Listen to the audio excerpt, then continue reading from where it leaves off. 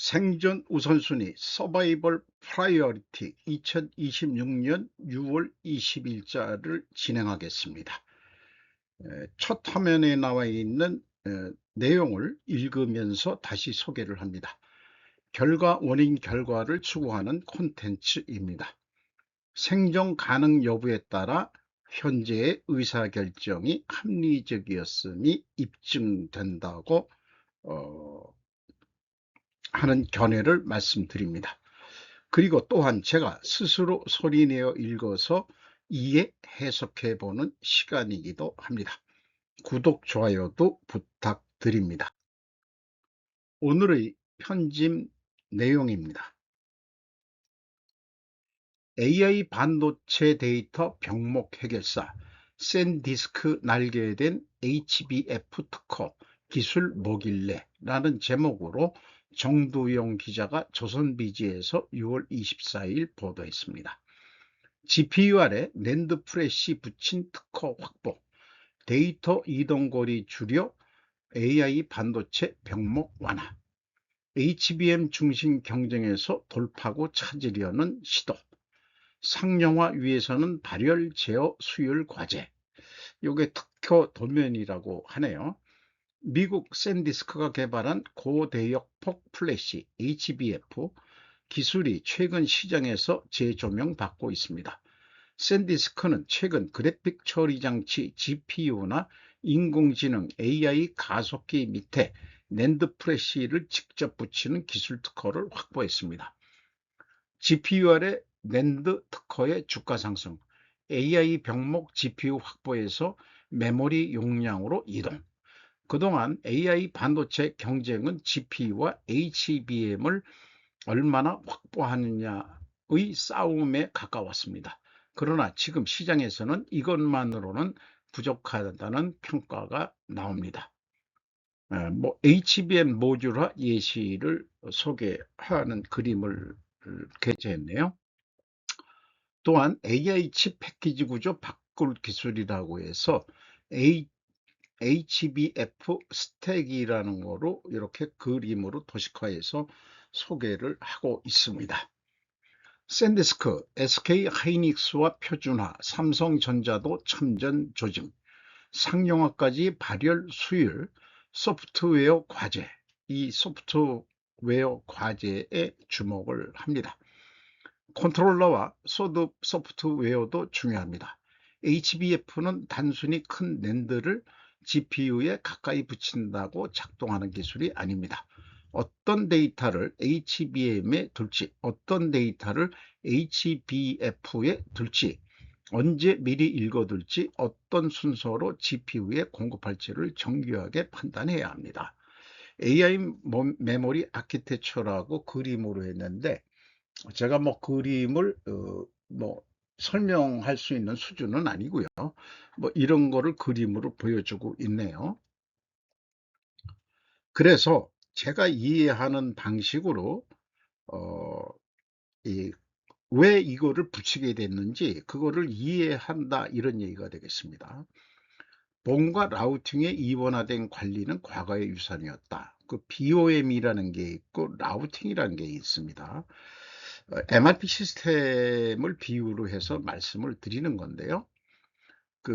이 전에부터 그 전산화, 그 메모리 용량이 부족한 그 시대에 전산 가동을 위해서 자재 명소와 부품 구성표를 그 별개 파일로 나누어서 관리했었다.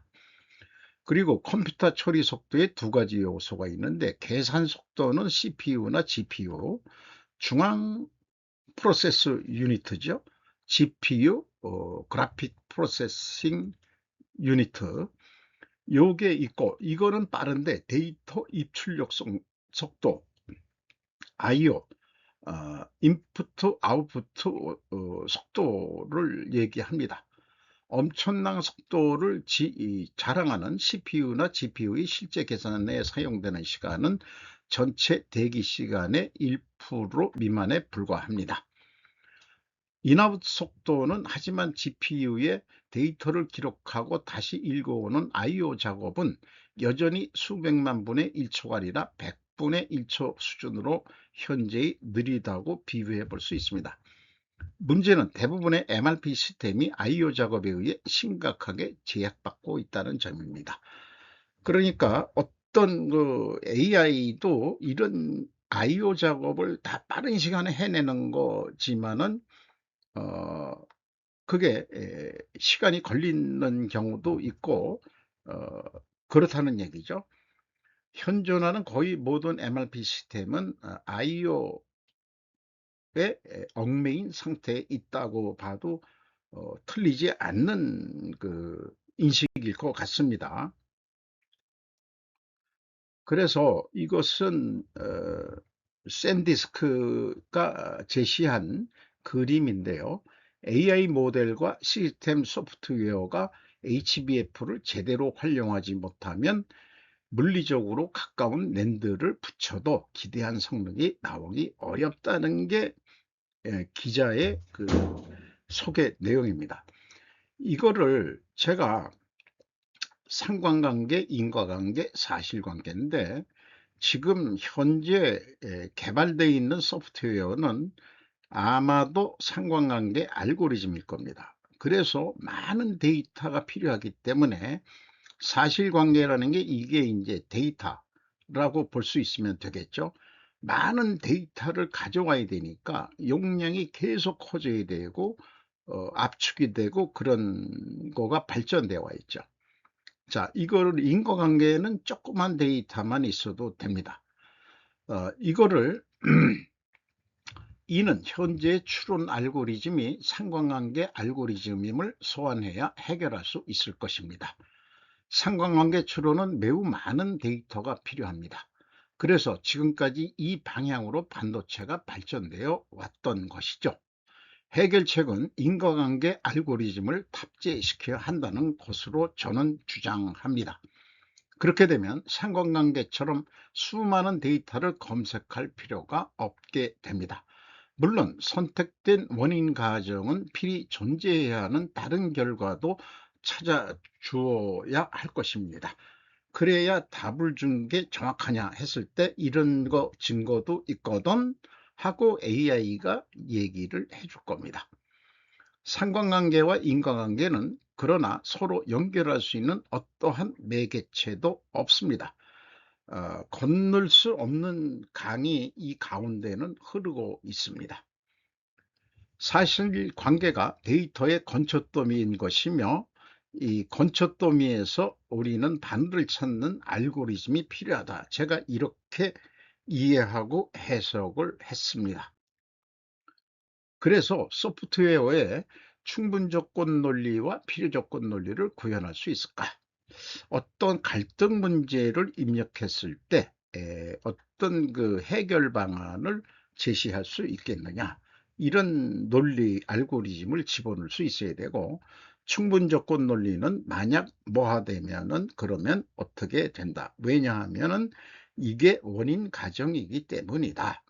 그 데이터를 찾는데 그거가 원인이 되면은 필연적으로 존재할 다른 증거도 AI가 찾아주면 될 것입니다. 그러면은 지금과 같은 대용량 반도체가 필요 없습니다. 알고리즘 변화 하나에. 그러니까 현재 이 AI 세상은 상관관계 추론으로 하기 때문에 계속 그 대형 AI 데이터 센터가 필요하고 또 전기도 많이 잡아먹고 하는데 인과관계로 하면 한 10분의 1 정도 규모로도 충분히 AI 기능을 실현할 수 있을 것이라고 믿어 의심치 않습니다. 전에도 우리나라의 그 서울대학 그 전자공학에 나온 그 성함을 저보다 한참 젊으신 분인데 한 50대 지금 됐을까요? 10분의 1 규모로 그 AI 기능을 구현할 수 있다. 이렇게 주장했는데 아마 저와 같은 알고리즘을 생각을 했었을 겁니다. 근데 대세가 아니니까 자기네들이 뭐 어떤 경진대회에서 채택이 안 됐다고 해서 매우 섭섭해하던 것이 있습니다. 그런 게 돼야 뭐 어떤 투자자도 좀 끌어들이고 해가지고 프로그램 개발을 하고 그런 거를 이 인공지능한테 탑재할 수 있는 그런 비즈니스를 시작할 수 있을 텐데, 아마 그러면은 획기적으로 전 세계에서 유명한 그런 회사가 될 거라고 믿습니다만은, 현재로서는 좀 안타까움이 있습니다. 트럼프 행정부 65억 달러 규모의 의료 사기 혐의로 의사를 포함한 455명 기소. 타미 루바이 CNN 6월 24일. 트럼프 행정부의 최근 사기 단속 노력의 일환으로 법무부는 화요일 의료 사기 및 오피오이드 남용 계획에 가담한 혐의로 455명을 기소했다고 밝혔습니다.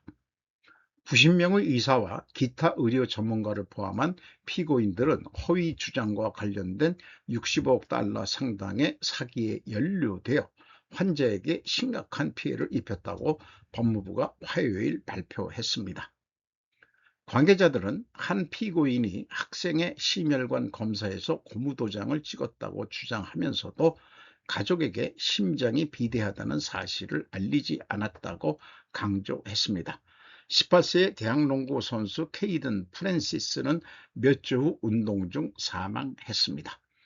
트럼프 행정부는 주로 민주당이 주도하는 여러 주에서 메디케어와 메디케이드 사기를 단속하여 주지사들이 정치적 편향을 주장하게 만들었습니다.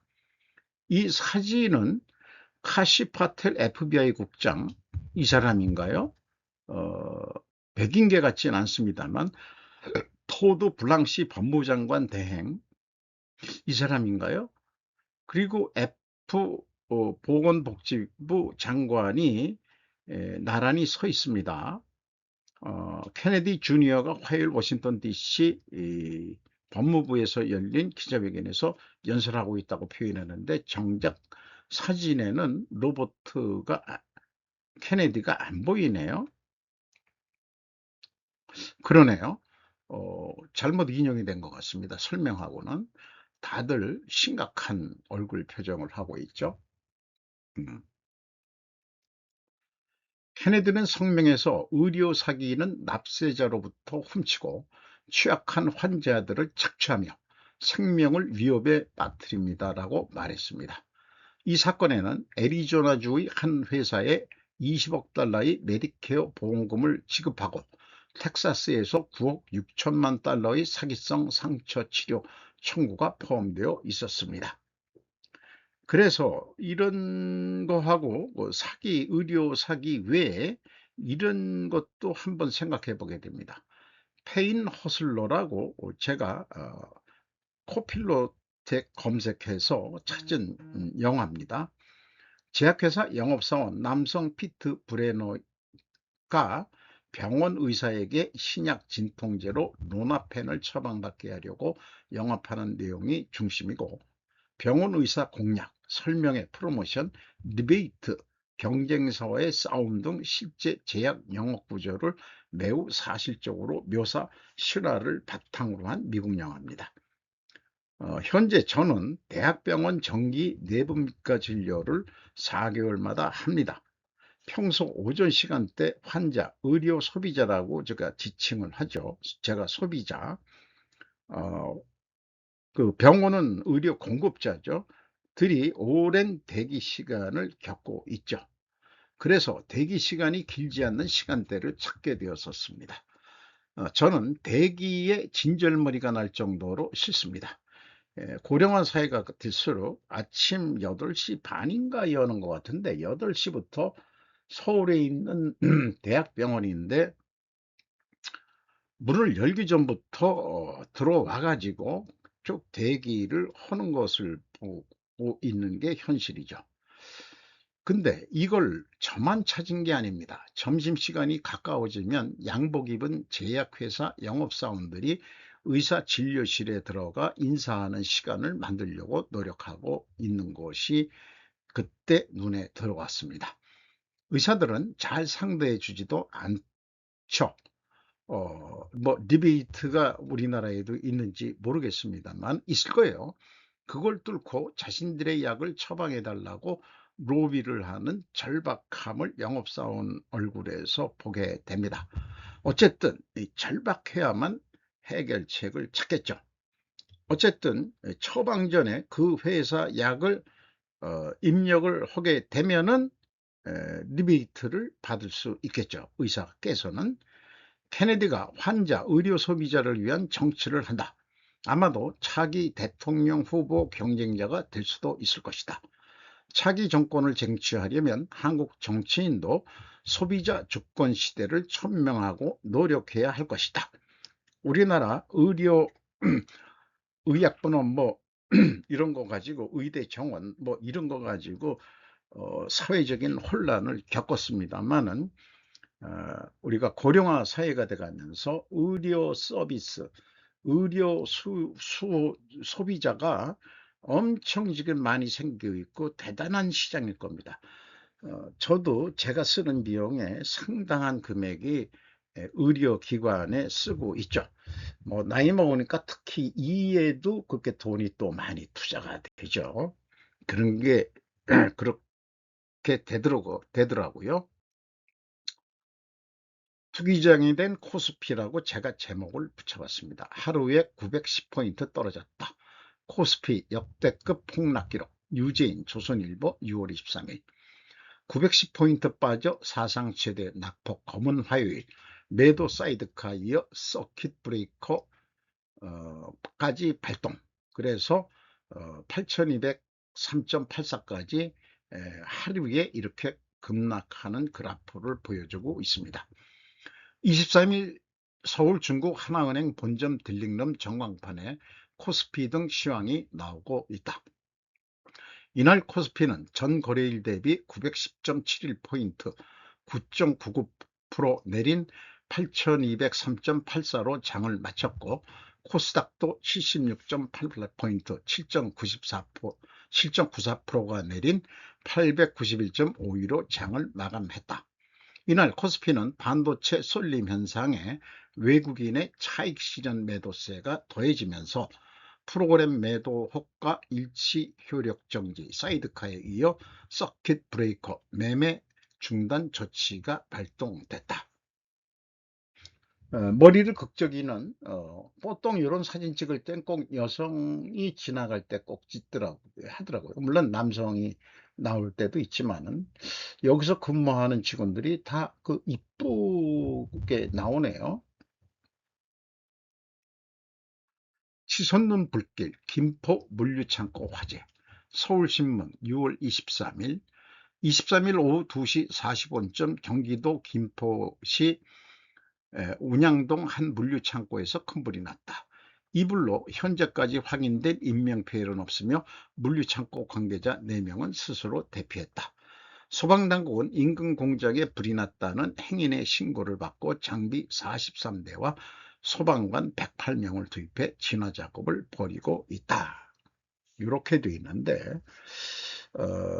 이 뒤에 있는 무슨 공장인 모양이에요. 아니 물류창고에서 의류품 창고라고 하는데 타기도 좋죠. 일반적으로 일부러 화재 내는 경우도 없지는 않다 그러는데 나중에 딱 또 밝혀야 되겠죠.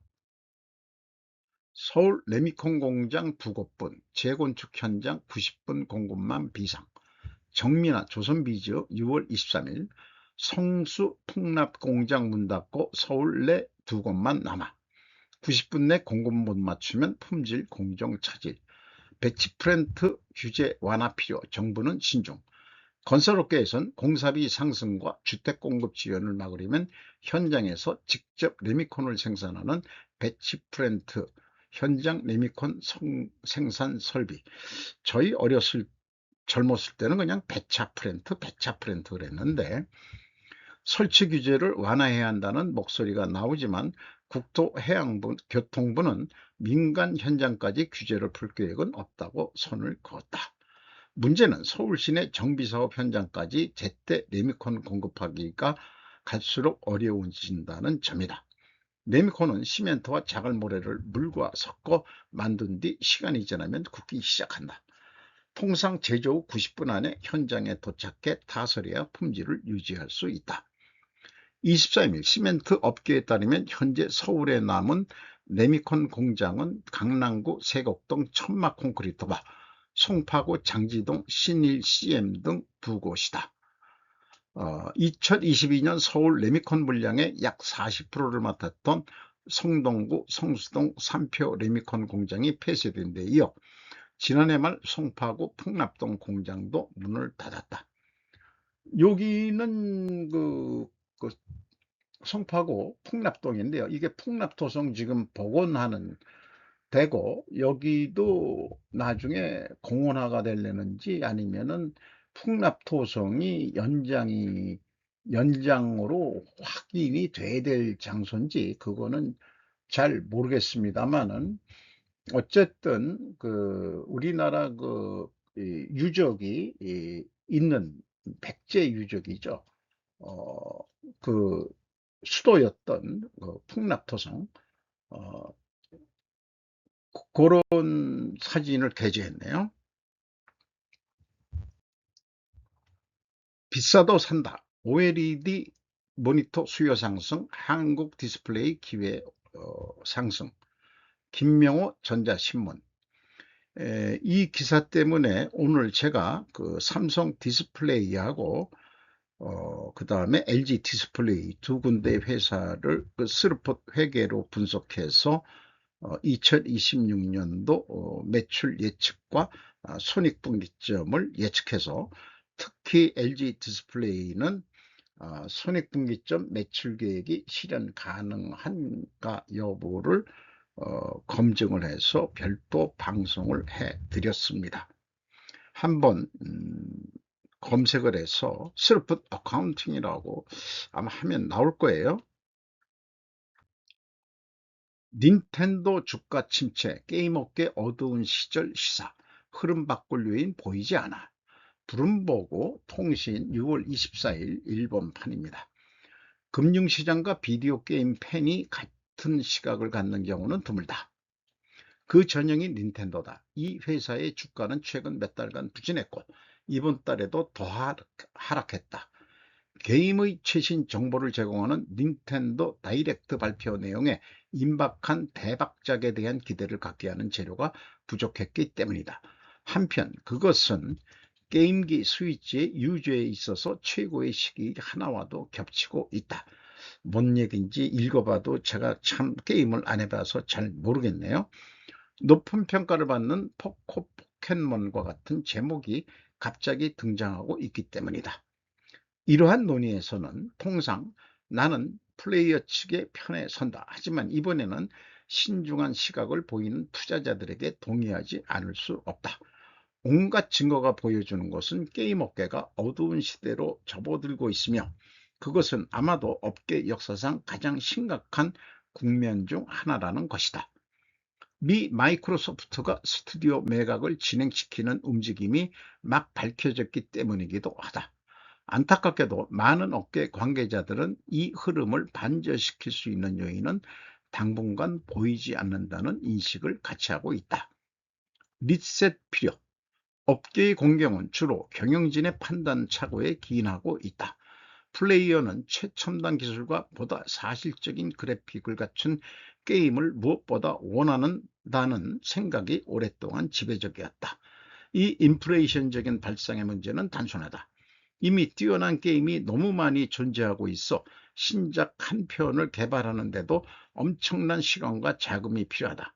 그 결과 히트작으로 여겨지기 위한 목표는 점점 높아지고 기대에 못 미치는 경우 일자리가 사라진다.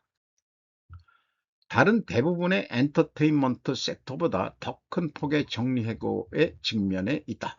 그 주된 원인은 개발비 급등과 장기화되는 제작 사이클, 코로나19 이후 과잉 확대, 수익성 향상과 투자자 만족을 요구하는 퍼블리셔에 대한 압박이 커지고 있다고 말했다. 모두 공급 과잉이라고 하는 문제에 직면하고 있어 그 결과적으로 고객 획득 코스트는 과도한 수준으로 끌어올려지고 있다. 문제는 어깨가 갈수록 닭과 계란의 딜레마에 직면하고 있다는 점이다.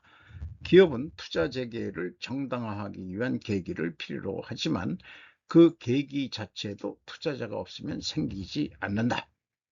게임 팬들은 앞으로도 수년간 질 높은 신작을 지속적으로 즐길 수 있을 것이긴 하다. 업계 환경에 관계없이 퍼블리셔는 수익을 창출하기 위해 신작을 계속 투입해야 하기 때문이다. 그러나 공급 측의 입장에서 보면 현 시점에서 이 비즈니스는 그다지 매력적인 것으로 비치지 않는다. 견해, 텐센트와 마이크로소프트는 코로나19 사태로 인한 게임 시장 수요 확대를 배경으로 개발 스튜디오 인수와 출자를 적극적으로 진행했습니다.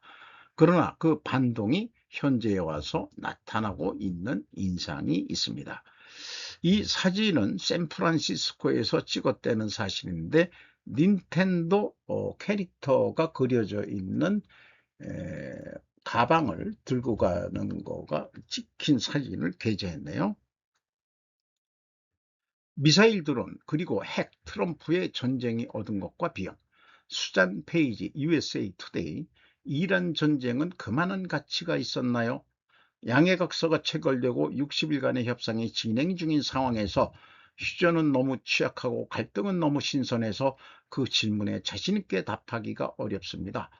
그러나 도널드 트럼프 대통령이 2월 28일 이란에 대한 공격을 명령한 이후 얻은 것과 그 대가는 무엇인가를 보여줍니다. 처음에 그는 베네수엘라 대통령 니콜라스 마두로를 체포하기 위한 미국의 1월 작전 이후 발생한 쉬운 승리와 빠른 전리품을 암시하며 4 내지 5주 동안 지속될 분쟁을 예측했습니다. 대신 이란 분쟁은 평화가 코앞으로 다가왔다는 트럼프의 정기적이고 낙관적인 예측에도 불구하고 이제 4개월이 지났고 집계되고 있습니다. 린든 존슨부터 조지 W 부시에 이르기까지 현대의 전임자들이 그 이전에 발견했듯이 전쟁은 빠져나가는 것보다 들어가기가 더 쉽습니다. 참 영어식 표현이네요.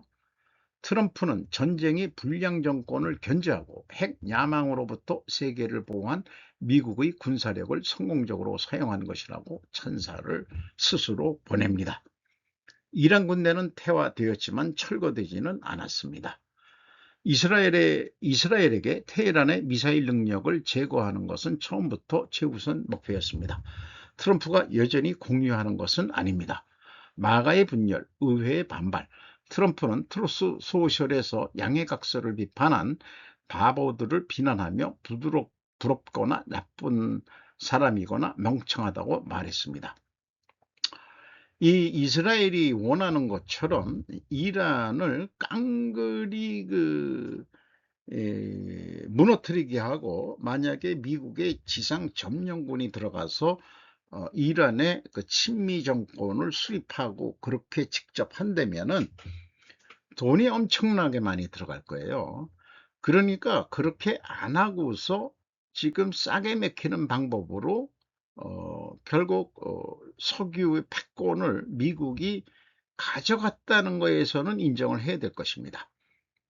그것이 이 트럼프의 성공작이라고 결론을 내야 되지 않을까, 이렇게 생각합니다. 그래도 싸게 맥힌 거다. 다음은 어디냐? 다음은 어디냐? 핵을 중심으로 한다면은 북한은 석유하고는 크게 관계가 없죠. 근데 이란 핵을 폐기시키려고 그러면은 북한에서 오는 뭔가 그런 무기 체제를 또 없애야 되니까 분명히 북한이 다음 타겟이 될 확률이 높지 않을까. 대만보다도. 대만은 미국이 타겟이 아니고 중국이 타겟이시죠. 어떻게 될지 참 이 지정학적인 세계의 변화는, 그리고 또 사실은 미국과 중국의 패권 경쟁으로 모든 것을 이해하면은 이해 못할 것도 없을 것 같습니다. 트럼프는 전쟁에 대한 의회 승인을 구하지 않았습니다. 이제 전쟁의 흐름에 대한 냉정함과 의회와의 협의의 실패로 인해 공화당 내 일부 반대파가 등용하기 시작했습니다. 해협 개방, 인플레이션 완화. 경제학자들은 가스, 비료, 식량 및 기타 제품의 비용이 전쟁 이전 수준으로 돌아가기 전까지 해협을 통과하는데 수개월이 걸리고 신뢰할 수 있는 운송이 필요할 것이라고 경고합니다.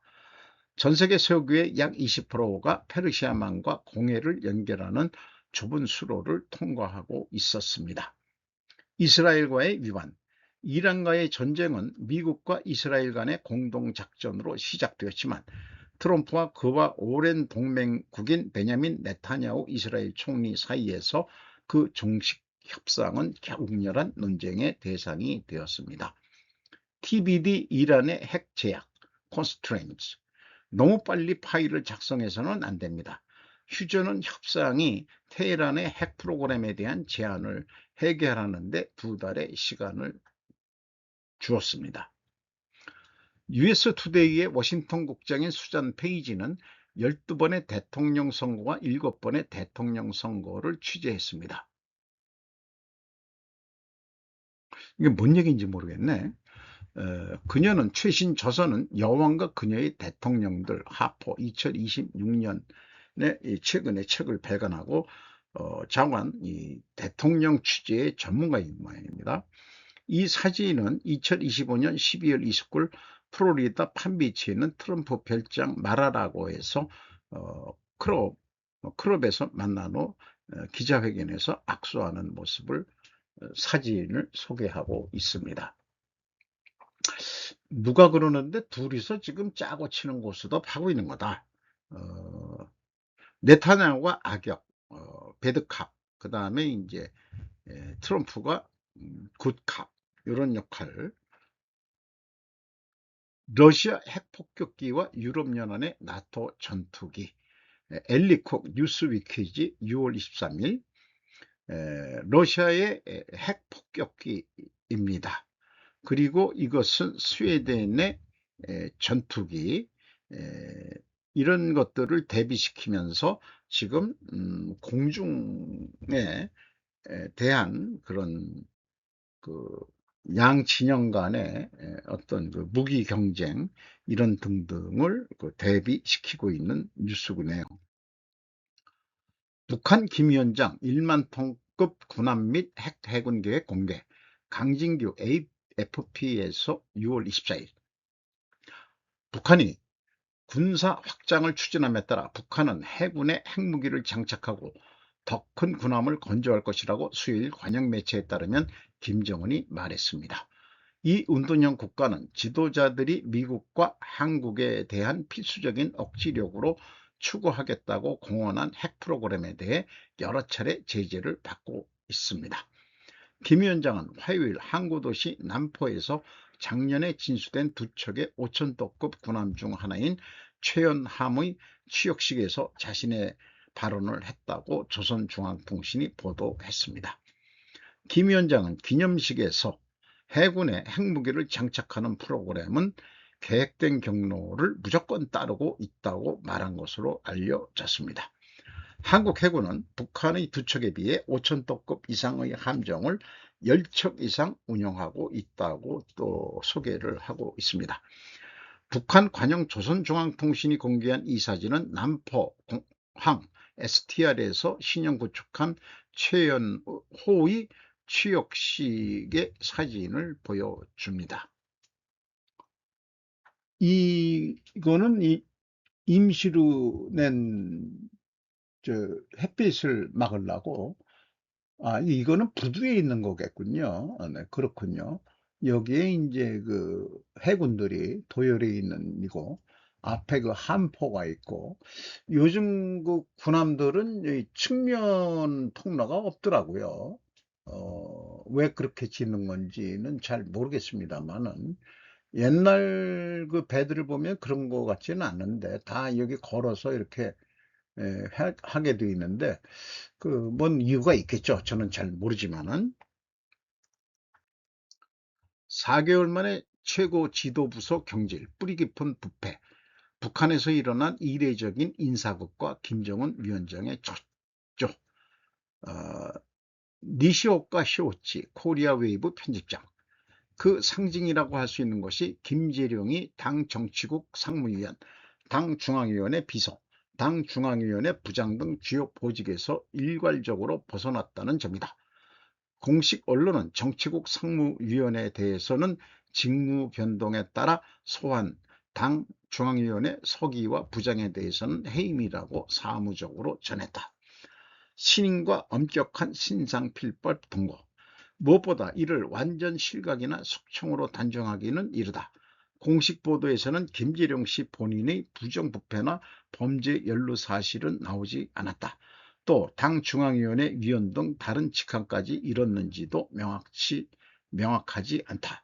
따라서 현 단계에서는 무거운 강등 내지 문책성 강한 경질로 규정하는 것이 타당할 것이다. 조선노동당 중앙위원회 확대 총회에서 발언하는 김정은 위원장, 그 발언을 신묘한 표정을 듣고 있는 김재룡 씨, 김재룡 씨가 실각이 됐다는 얘기네요. 신묘한 표정으로 듣는, 신묘하다는 표현이었네요. 그 사이에 앉아 있는 것이 이 친구가 조용, 이게 용으로 읽어야 되겠죠? 이게 왜 한자로 번역을 안 해주는, 한자를 번역을 안 해주는지 모르겠네요. 통은 아니죠. 어, 용인가? 용으로 그냥 읽어야 될 것 같는데, 노동신문 겠죠. 이번 인사를 둘러싸고 주목되는 것은 같은 총회에서 조선인민군 총정치국 박기철 조직부국장 소장을 부정부패 혐의 조사를 위해 법기관에 넘기는 결정이 공표됐다는 점이다. 당, 군, 지방행정 전반의 강력 경고. 이번 총회에서는 9차 전당대회 이후 상반기 주요 정책 실행 상황이 중간 총괄됐고, 일부 시군단위 사업 과정에 당의 의도에 반해 드러난 편향도 비판받았다. 북한은 최근 몇 년간 경제발전과 제재, 재정비 과정에서 생기는 권한을 등에 업은 횡포, 관료주의 비리 근절을 거듭 강조해왔다. 하지만 간부들의 비리나 무책임한 사업 태도는 여전히 해소되지 않은 것으로 보인다. 이 흐름을 더욱 각인시킨 것이 후임 인사다. 김 위원장의 최측근 중 한 명인 조용원 씨가 당 중앙위원회 비서로 선출돼 조직지도 부장에 임명됐다. 조용원 씨는 2월 당대회와 3월 최고인민회의를 거쳐 최고인민회의 상임위원장, 국무위원회 제1부위원장이라는 국가기관 요직으로 막 옮겼다. 국위 2차 총회에서 김재룡 씨의 주요 보직 해제는 통상적인 배치 전환이라고 보기 어렵다. 이례적으로 단기간 내 강등, 군 중추 간부의 부패 의혹 실명 공표, 지방행정의 문제점에 대한 비판, 그리고 최측근인 조용원 씨의 당 중추 복귀, 이들을 합해보면 김정은 위원장이 당 중심의 지배체제를 재확인하고 간부 사회의 기강을 다 잡으려는 것은 분명하다. 이번 인사는 당군 지방행정 전반을 향해 강력한 경고이자 체제 내부의 통제를 바로잡기 위한 문책성 인사로 봐야 할 것이다 라고 평론을 했네요. 아재 개그를 좀 하겠습니다. 이재명 동물의 와 내 얘기는 언론에 남한내에서 보도를 않는 게야. 우리나라 플랫폼을 보면은 이렇게 지금 일본 뉴스에서 보게 되고 이런 거를 꼭 하는데, 우리나라 뉴스는 왜 그 앞커버, 그러니까 그 상위 노출로 북한 뉴스는 요즘 거의 안 내는 것 같습니다. 정부의 방침인 건지. 그래서 소심하게 중앙일보 일본판에서 지금 구축함 실전 배치한 것을 보도를 했네요. 북한이 5,000톤급 신형 구축함 최연함을 실전 배치했다. 조선중앙통신은 김정은 국무위원장이 참석한 가운데 24일 남포항에서 최연호 취역식이 열렸다고 24일 보도했다. 앞서 일본 측 보도, 아니 미국이죠. 미국 AF, 물론 한국인 기자이긴 합니다만은, 여기에는 이 주애를 데려갔네요. 이제는 주애가 키가 뭐 아버지만큼 매번 훌쩍훌쩍, 요즘 젊은 애들은 잘 먹이니까 금방금방 잘 크겠죠. 어 조선인민민주주의공화국의 여왕 지도자가 나중에 생길지 어떨지 그건 잘 모르겠네요. 나머지 자료들은 템플릿 자료들로서 그냥 넘어가겠습니다. 그 내용 중에도 얘기했지만 케네디가 에, 의료 소비자를 위해서 정치를 하듯이 우리가 어떤 분야의 소비자라 하더라도 정보 소비자, 또 무슨 뉴스 소비자, 이런 거기 때문에 이 소비자 주권 시대를 위하는 그런 정치를 하는 사람을 대통령으로 좀 뽑기를 희망합니다. 오늘도 좋은 하루 되시기 바랍니다. 약간 다소 길었습니다.